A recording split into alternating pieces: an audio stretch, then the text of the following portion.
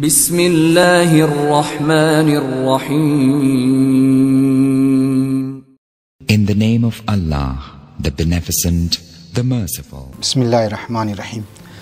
از این محترم همونطور که خبر استین ما وقتا فوقتا مسائل مردم را که در مشکلات گرفتار است برای راه حل از این مطالب پیش منم. به هر حال شرایط دنیا ای طور است که هر دوم آدم در بی‌سکونی و در مشکلات گرفتار است.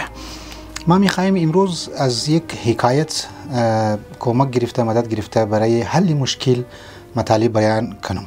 یک استادی در شروع کلاس یک روز امات استاد استودنت‌ها را که مخاطب شد و یک گلاسی آورد برای دیسکویتر گرفتک.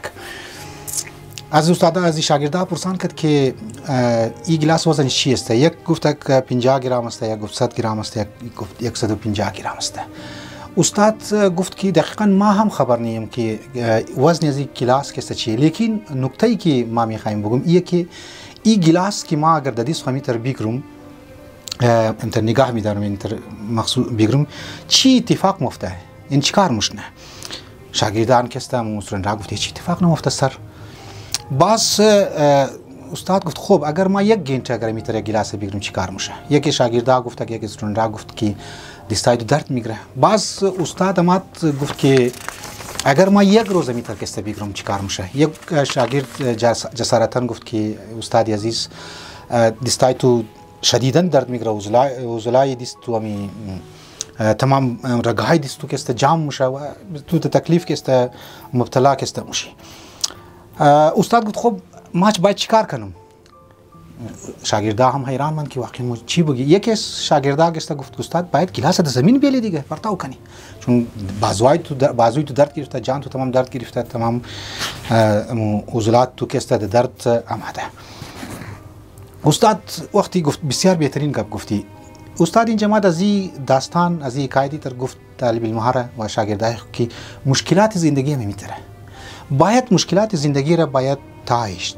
هر انسان هر شخص که مشکلات روبرو میشه، مشکلات خانوادگی است، مشکلات اقتصادی است، مشکلات مابین زن و شوهر است، دیگه که از خود خار کدام علت ها داره.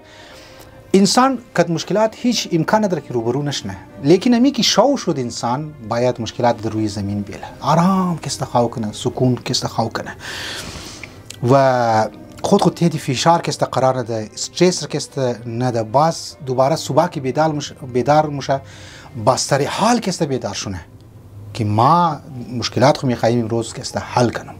اگر انسان دزی تمرین و اکسرسایز که است خود رو عادت کراو کنه و هر شو مشکلات کنار بیله و تمرین کنه آهسته آهسته مشکلات چیره زمینگیر نمونه. واقعا زنی من قول امام علی علیه السلام است که مشکلات انسان را یک انسان جوان را پیر مونه. مو هم در مختلف مشکلات گرفتار موشی هر کدام از مو، لیکن مو باید مشکلات را که کنار بیلی رای حل چی باید تلاش کنی. امیدوارم که داستانه که در خدمت مو گفتم مانند گلاس که اگر مو مشکلات در دیس خمیتر بگیری در درد مایا دستا از مو باید مشکلات را هم که پورا وجود از مو روح و روان از مو را در درد میره و بی سکون مونه او را مو کنار بیلی و زندگی شاد و شاداب را که مو شما نصیب از خود کنی. والسلام عليكم ورحمة الله وبركاته.